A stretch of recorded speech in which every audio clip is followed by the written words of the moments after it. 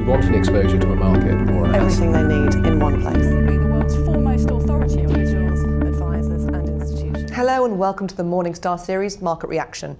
I'm Emma Wall and I'm joined by global economist for Fidelity, Anna Stupnitska, to discuss where investors can find growth in the globe. Hello Anna. Hello. So we're here today to talk about global growth. There's been some recent indicators which suggest global growth perhaps isn't on track to hit the 3% predicted. What's gone wrong? We have seen some slowdown in the first quarter of this year.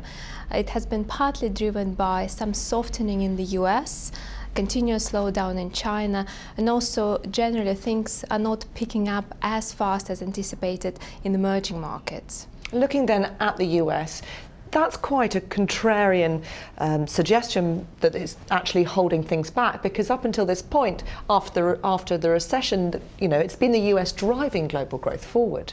That's right. There are really three things that have been driving this softening in the US. One is weather-related, so there were some weather-related disruptions, and this should phase out slowly over the next few months. The second factor has been the strength in the dollar, and that has affected US trade, and this is something that will continue to be a drag. And the third factor is the energy sector-related disruptions on the back of the sharp declines in oil prices that we've seen over the past few months. And I think these disruptions, this negative drag on growth, should give way to the benefits to consumption, a positive boost coming to consumers over the next few months. And I think we should see acceleration in the US growth over the next few weeks and months. So putting aside those things that have been holding global growth back, what's been positive globally? I mean, where are the best areas for growth? Well, it really has been the euro area, and it might sound quite controversial after everything that we've gone through there and with actually all the risks still out there, but data has really been improving, and there are signs that the cyclical recovery is taking momentum. And looking then at emerging markets, they have become sort of renamed as the divergent markets because they're just so different, separating away from one another. Russia having quite a torrid time, but some other areas in Asia really benefiting from cheap oil. I mean, who's doing well within the emerging market space? Yes, the theme of emerging market differentiation has become much more pronounced, and that is something that will stay with us not only this year but for the years ahead. As you rightly pointed out, those countries that import oil, they will benefit. These are countries mostly in Asia, so I think we will see better growth momentum coming from there, although China is a headwind. I do see some stabilization in China data over the next few months, so that will also help. On the other hand, two big economies in the world, Brazil and Russia, are in recession, and they're going to go deeper into recession over the next few months. So for investors, it's really important to differentiate within countries, within asset classes. And we're jumping around the globe a bit, but let's jump back to London, where we are here, the UK.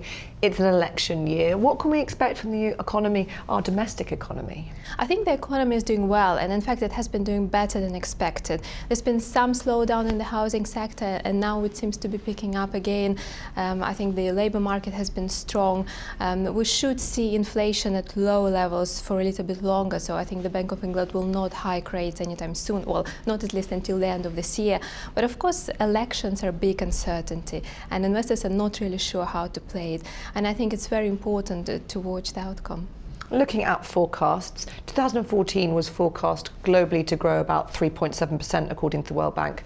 The IMF, although it's a different measure, put global growth for 2014 in at 2.6. That's quite a big differentiation.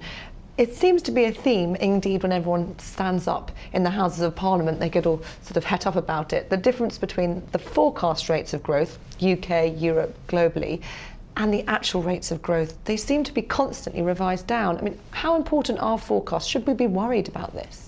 I think it's certainly important at which pace economies are growing. But for investors, what matters is really momentum, where things are accelerating, where things are decelerating. For example, again, in the euro area, we've seen this quite significant acceleration. And in a way, at this point, it doesn't matter whether it grows at 1% or 2%. It's starting to grow from a very low base. And I think this is what matters for the markets. Confidence is everything. Exactly. Anna, thank you very much. Thank you. This is Emma Wall for Morningstar. Thank you for watching.